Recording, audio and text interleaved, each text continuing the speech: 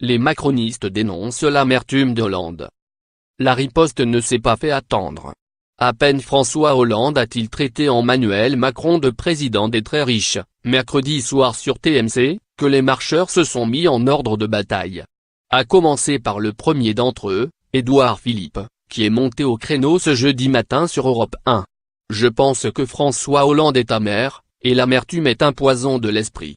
Tout cela a une tonalité très marquée par l'amertume, je trouve ça très triste, a asséné le chef du gouvernement. Avant lui, c'est le patron des députés LaREM, Richard Ferrand, qui était monté au créneau dès mercredi soir sur Twitter. Ce n'est pas se grandir que de se laisser submerger par l'aigreur, le mensonge masque mal l'amertume de l'échec. Sic transit gloria mundi. Ainsi passe la gloire du monde, ND et LR, a asséné l'élu breton. Même tonalité du côté de la porte-parole du groupe, Aurore Berger. On peut y voir une forme d'aigreur. Un ancien président ne devrait pas dire ça.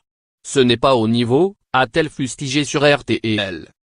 Sur RMC/BFM TV, le président de l'Assemblée nationale, François de Rugy, a lui aussi raillé l'attitude de l'ex-président.